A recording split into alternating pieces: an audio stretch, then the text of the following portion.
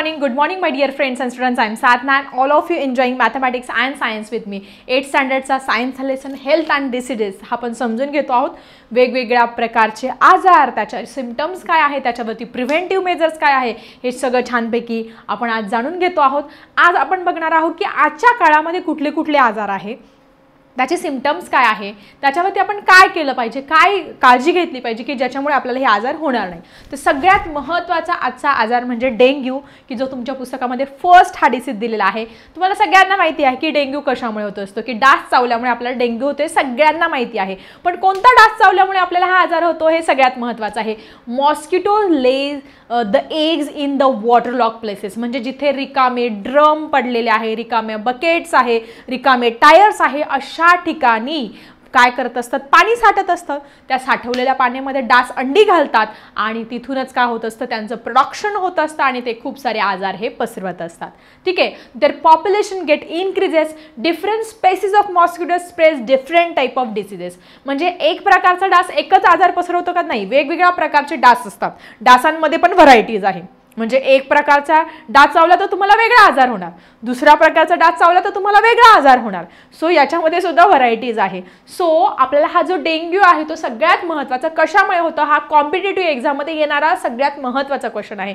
So dengue is spread by female Aedes aegypti. Aedes aegypti म्हणजे female, mail आणि female असतात मॉस्किटोमध्ये, पण त्याच्यामध्ये फक्त फिमेल एडिस इजिप्टाय जर तुम्हाला चावली तर तुम्हाला काय होणार, डेंग्यू हा आजार होणार आहे. आणि सगळ्यात महत्त्वाचं, डेंग्यू या आजाराचं किंवा ह्या डासांचं वैशिष्ट्य ते स्वच्छ पाण्यामध्ये अंडी घालत असतात. म्हणजे तुमचं फ्लॉवर पॉट ठेवलेलं आहे, मस्त स्वच्छ पाणी आहे, त्याच्यात येऊन ते अंडी घालणार, किंवा एखादं स्वच्छ पाणी आहे त्याच्यामध्ये काय करणार, हे अंडी घालणार आणि हा आजाराचा प्रसार हा करणार. आणि सगळ्यात महत्त्वाचं, तुम्हाला काय वाटतं की एडिस इजिप्टाय डास चावला ना आपल्याला लगेच डेंग्यू होतो का? नाही. तो एडिस इजिप्टाय डास जो आहे तो आपल्या बॉडीमध्ये एक व्हायरस सोडत असतो, की ज्या व्हायरसचं आहे DEN1 व्हायरस. सर तुम्हाला जर विचारलं की तुम्हाला डेंग्यू आजार झाला तो कशामुळे झाला, तर डेंग्यू हा DEN1, मग डेंग्यूचं स्पेलिंग काय आहे, DENGUE, मग DEN1, मग त्याच्यामधले 3 लेटर्स घेते DEN आणि त्याच्या पुढे 1, DEN1 या व्हायरसमुळे काय होत असतो, आपल्याला डेंग्यू हा आजार. सो आता आपल्याला बघायचं आहे या डेंग्यूची काय लक्षणं आहे, symptoms. So acute fever and headache, vomiting. सगळ्यात महत्त्वाचं, आपल्याला थोडा थोडा ताप येत असतो, डोकं दुखत असतं, वॉमिटिंग होत असतात. So acute fever, headache and vomiting. Next one, pen in the eyes socket. सगळ्यात महत्त्वाचं लक्षण, तुमच्या ह्या ज्या डोळ्याच्या ज्या खोबण्या आहे, ह्या डोळ्यामध्ये, इथे तुमच्यामध्ये डोळे आहे, याच्यामध्ये एवढ्या पोर्शनमध्ये इतक्या जास्त वेदना होत असतात, तुम्हाला असह्य अशा वेदना होत असतात. हे सगळ्यात महत्त्वाचं डेंग्यूचं लक्षण. तुमचं हे सगळं दुखतंय म्हणजे तुम्हाला डेंग्यू झालं हे लक्षात घ्या सगळ्यांनी. ठीक आहे. या डोळ्यांमध्ये सॉकेटमध्ये प्रचंड आपल्याला त्रास होतो, that is there is pain in the eyes socket. It is a very prominent symptoms of dengue. डेंग्यूचं हे सगळ्यात महत्त्वाचं इम्पॉर्टंट लक्षण आहे. And most important, there is a decrease in blood platelets. तुमच्या आपल्या बॉडीमध्ये सगळ्यांमध्ये काय असतं, ब्लड प्लेटलेट्स असतं, लाखोमध्ये त्याची संख्या असते. पण ज्यावेळेस तुम्हाला डेंग्यू हा आजार होत असतो, एडिस इजिप्टाय चावत असतो, व्हायरस DEN1 तुमच्या पूर्ण बॉडीमध्ये पसरत असतो, त्यावेळेस मात्र तुमच्या प्लेटलेट्स कमी होत असतात, लाखांवरून काही हजारांवरती येतात. आणि ज्यावेळेस आपल्या प्लेटलेट्स कमी होतात ते खूप हार्मफुल आहे, कारण मृत्यूसुद्धा होऊ शकतो. डेंग्यूने मृत्यूसुद्धा झाला आहे काही लोकांचा. काय होत असतं, आपलं जे ब्लड आहे, आपलं जे रक्त आहे ते घट्ट आहे, थिक आहे, स्टिकी आहे. तुम्ही रक्त बघितलं असेल कधी, तुम्हाला लागलं तर रक्त बाहेर ते एकदम घट्ट रक्त असतं. पण ज्यावेळेस तुमच्या प्लेटलेट्स कमी होतात, माहिती तुमच्या बॉडीमध्ये तुमचं रक्त जे आहे ते पातळ व्हायला सुरुवात होत असते. आणि पातळ झाल्यामुळे, रक्त पातळ झाल्यानंतर काय होतं, सो इंटरनल ब्रेन हॅमरेज किंवा अंतर्गत आपल्या आतल्या आत, शरीराच्या आत रक्तस्राव होत असतो आणि त्याने मृत्यू होऊ शकतो. ब्रेन हॅमरेजचे केसेस तुम्ही ऐकले असेल की आतल्या आत ह्या नसा ज्या आहेत त्या फुटतात, रक्तस्राव होतो, म्हणजे रक्त पातळ झाल्याने सुद्धा आपला मृत्यू होऊ शकतो. तुम्ही कधी कधी ऐकलं असेल की कोणाकोणाला रक्त घट्ट होण्याच्या गोळ्या देतात, काहींना रक्त पातळ होण्याच्या गोळ्या देत असतात. सो हे हॅमरेज होत असतं कशामुळे, आपलं रक्त पातळ झाल्यामुळे. Okay, due to the less blood platelets.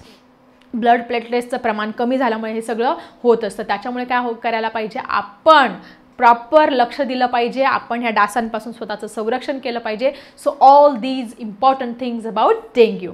So तुमच्या पुस्तकामध्ये एक पिक्चर दिलेला आहे, दिसते तुम्हाला. टायर आहे, टायरमध्ये पाणी साचलेलं आहे, त्याच्यामध्ये डासांनी अंडे घातलेले आहे. मग त्यांचं लार्वा झालं, प्युपा झालं, मग मॉस्किटो तयार झाला आणि मग काय करतात, सगळीकडे ते आजार पसरवायचं काम करत असतात. आजच्या काळचा हा डेंग्यू आजार आहे. आता सगळ्यात महत्त्वाचं, कुठल्या जे मॉस्किटोज आहेत ते चावल्यामुळे आपल्याला कुठला आजार होतो हे प्रश्न कॉम्पिटिटिव्ह एक्झामला, स्कूल एक्झाममध्ये 100% विचारत असतो. तर सगळ्यात महत्त्वाचं, मलेरिया कशामुळे होत असतो, कोणत्या डासामुळे मलेरिया होत असतं, सगळ्यांनी नीट लक्ष द्या आणि मला आन्सर कमेंट बॉक्समध्ये द्या. ठीक आहे, मी पहिले 3ही प्रकारचे डास सांगते, त्यांच्यामुळे होणारे आजार सांगते आणि तुम्ही मला कमेंटमध्ये सांगायचं आहे सगळ्यांनी. So malaria is spread by the female anopheles. आणि सगळ्यात महत्त्वाचं इंटरेस्टिंग गोष्ट की जी फिमेल डास आहे त्याच्यामुळे सगळे आजार पसरत आहेत, म्हणजे मेल मॉस्किटोमुळे नाही होते. तुमचं मलेरिया असो, तुमचा एलिफंटायसिस असो किंवा तुमचं डेंग्यू असो, ते फिमेल डासांमुळे होत आहेत, हे लक्षात ठेवायचं. So malaria is spread by female anopheles. Then next one is elephantiasis. Elephantiasis म्हणजे तुमचा तो डास चावल्यानंतर तुमचा पाय जो आहे तो एलिफंट सारखा होत असतो, हत्ती सारखा पाय होत असतो, हत्ती रोग म्हणतो त्याला. सो हा कशामुळे होत असतो, फिमेल क्युलेक्स. काय लक्षात ठेवायचं, फिमेल क्युलेक्स हा डास जर तुम्हाला चावला तर तुमचा काय होत असतो, पाय हत्तीसारखा होऊन येत असतो. So female culex causes the elephantiasis disease. आणि सगळ्यात महत्त्वाचं, dengue Aedes aegypti. Female Aedes इजिप्टायमुळे काय होत असतो, डेंग्यू होत असतो. सो तुम्ही मला सांगा कमेंटमध्ये, मलेरिया कशामुळे होतो, एलिफंटायसिस कशामुळे होतो आणि तुमचा डेंग्यू कोणत्या डासांमुळे होत असतो. कमेंट बॉक्समध्ये लिहायला विसरू नका, बघू कोण टॅलेंटेड आहे. देन मोस्ट इम्पॉर्टंट कॅरेक्टरिस्टिक, तुमचे जे हे डास आहेत, मग तुमचे मलेरियाचे असो किंवा डेंग्यूचे असतील, म्हणजे एडिस इजिप्टाय असो किंवा फिमेल अनाफिलस, हे स्वच्छ ठिकाणी अंडे, they breed in a clean water, स्वच्छ पाण्यामध्ये अंडी घालत असतात. पण तुमचा जो एलिफंटायसिस जो आजार होतो, हत्ती रोग, तो मात्र काय होत असतो, in the dirty sewage water, जे घाण पाणी आहे त्या घाण पाण्यामध्ये अंडी घालतो, ते डास वाढतात आणि मग तो डास चावला की आपला पाय हत्तीसारखा होऊन येत असतो. लक्षात ठेवायचं की क्युलेक्स हा सिवेज वॉटरमुळे होतो आणि तुमचा डेंग्यू मलेरिया स्वच्छ पाण्यात अंडे घातलेल्या डासांमुळे होत असतो. सगळ्यांच्या लक्षात राहील. त्यानंतर तुमच्या याच्यामध्ये एकदम छान सुंदर असं काय दिलं, observe and discuss the picture. खूप सुंदर पिक्चर दिलेला आहे. 4 मार्कला एक्झाममध्ये तुम्हाला विचारलं जाईल. मध्ये एक डास दिलेला आहे, जो पॉइंट ऑफ अट्रॅक्शन आहे, ज्या डासाचं नाव आहे एडिस इजिप्टाय, की जो कोणता आजार पसरवतो, डेंग्यू पसरवतो आहे. आणि हा डेंग्यू होऊ नये म्हणून आपण काय काय केलं पाहिजे हे बॉक्समध्ये तुम्हाला लिहायचं आहे. सगळ्यात महत्त्वाचं, युजिंग मॉस्किटो रिपेलंट कॉईल और ऑडोमॉस.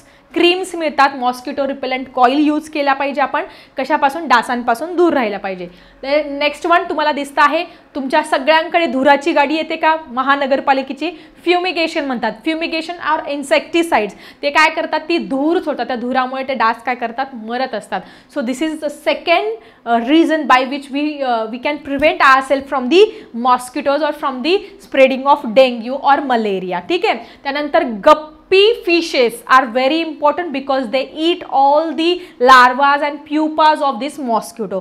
तुम्ही ऐकलं असेल, महाराष्ट्र शासनाचं सगळे गप्पी मासे पाळा, हिवताप टाळा असं लिहिलेलं असतं. मग हे जे गप्पी मासे असतात ते लार्वा आणि प्युपा खात असतात मॉस्किटोचे, त्या मॉस्किटोला पुढे काय म्हणतात, रिप्रोड्यूसच होऊ देत नाही, त्याच्यामुळे गप्पी मासे पाळले पाहिजे. This is most important. The next one, reproduction and breeding of all this mosquitoes in tank. तुम्ही जे ओपन स्पेसेस आहे की ओपन स्पेस आहे किंवा तुमच्या ज्या बकेट्स आहे रिकाम्या किंवा तुमचे टायर्स आहे, या सगळ्यांमध्ये पाणी साचलं की अंडी घालतात डास तुमची आणि वाढत असतात. मग आपण ते तसं नाही केलं पाहिजे.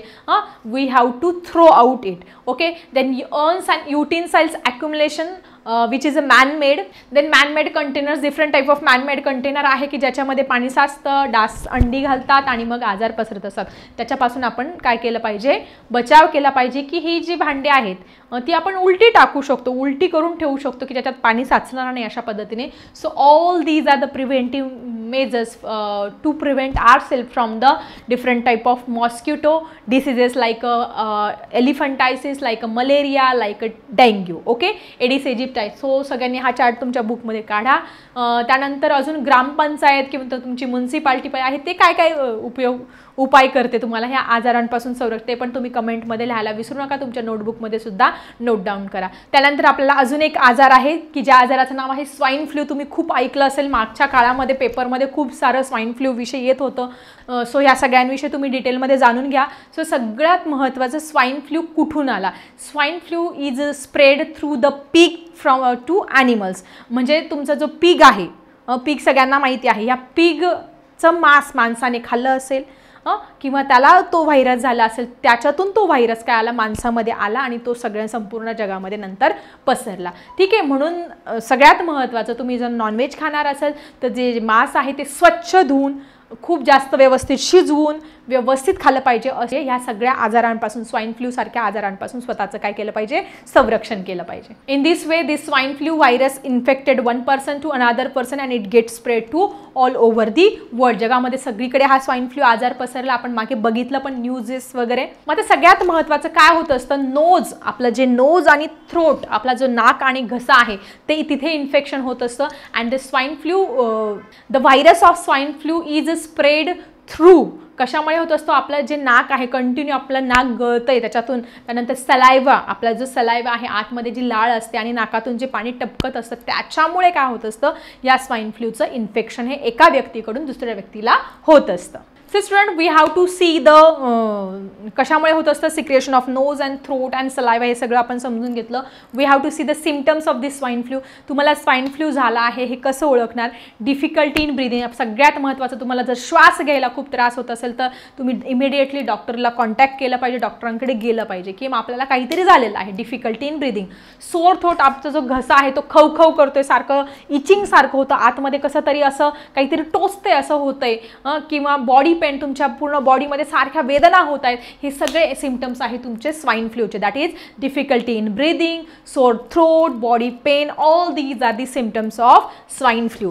Then first one, that is diagnosis of this swine flu patient, the liquid from its throat of patient is sent to the laboratory. म्हणजे ज्या व्यक्तीला स्वाईन फ्लू झालेला आहे, त्या सदृश दक्षण दिसतात, त्या व्यक्तीची ती नमुना घेतलं, त्याच्या थ्रोटमधला जो लिक्विड आहे त्याचा नमुना घेतला जातो आणि लॅबमध्ये तो पुढे चाचणीसाठी पाठवला जात असतो. म्हणजे याला स्वाईन फ्लू आहे की नाही ते डिटेक्ट करण्यासाठी. ठीक आहे, diagnostic facilities are available in national institute of virology. National institute of virology की जी पुण्यामध्ये NIV, NIVचा फुल फॉर्म तुम्हाला समजला असेल, नॅशनल इन्स्टिट्यूट ऑफ व्हायरोलॉजी, की जी पुण्यामध्ये आहे. इथे त्याच्यावरती खूप सारे उपाय उपलब्ध आहे. So national institute of communicable diseases NICD की जी दिल्लीमध्ये आहे. या सगळ्या संस्थांमध्ये काय आहे, डायग्नॉस्टिक ज्या फॅसिलिटीज आहेत त्या अवेलेबल आहे. पुण्याला पण आहे आणि दिल्लीला पण आहे. NIV, national institute of virology, आणि NICD सगळ्यांनी नीट लक्षात ठेवायचं आहे, कुठे त्याचं मुख्यालय वगैरे आहे. हे सगळे काय आहे, डायग्नोसिस आहे याच्यावरती. आणि अजून एक इंटरेस्टिंग इन्फॉर्मेशन ह्या स्वाईन फ्लू विषयी, that is first case of swine flu is reported in 2009 in the Mexico. Mexico जे शहर आहे त्या मेक्सिको शहरामध्ये 2009 मध्ये सगळ्यात पहिले स्वाईन फ्लूचा पेशंट सापडला होता. जनरल नॉलेजचा क्वेश्चन आहे, तुम्हाला प्रश्न विचारला जाईल की स्वाईन फ्लूचा पेशंट सगळ्यात पहिले कुठे सापडला, मेक्सिकोमध्ये. किती साली, 2009 साली. So it is very important. So swine flu is cause by the virus H1N1, जो इन्फ्लुएन्झा ए जो व्हायरस आहे त्याच्यामुळे हा स्वाईन फ्लू होत असतो. हे सगळ्यात महत्त्वाचं आहे. H1N1 जो व्हायरस असतो तो स्वाईन फ्लू आपल्याला निर्माण करत असतो आपल्या बॉडीमध्ये. The person which is get contacted with the pig can contract this disease. म्हणजे जो पीग्स आहे त्या पीगच्या कॉन्टॅक्टमध्ये जो व्यक्ती येत असतो त्याला त्या पीगकडून हा आजार होऊ शकतो. सो यासाठी आपण काय केलं पाहिजे, जे नॉन व्हेजिटेरियन आहे त्यांनी जे मांस आहे ते व्यवस्थित स्वच्छ धुवून शिजवून व्यवस्थित खाल्लं पाहिजे. दूषित जे या ठिकाणचं असेल ते नॉनव्हेज आपण खाल्लं नाही पाहिजे. सो अशा पद्धतीने आपण स्वाईन फ्लू या आजाराविषयी पण छानपैकी जाणून घेतलं आज इथे. स्वाईन फ्लू कशामुळे होतो, कोणत्या व्हायरसमुळे होतो, जरा कमेंट बॉक्समध्ये लिहायला विसरू नका. अशाच इंटरेस्टिंग टॉपिकसह भेटूया आपण आपल्या नेक्स्ट व्हिडिओमध्ये. कसा वाटला आजचा व्हिडिओ जरा कमेंट बॉक्समध्ये लिहायला विसरू नका. सो आता घेते मी तुमची रजा. Bye everyone.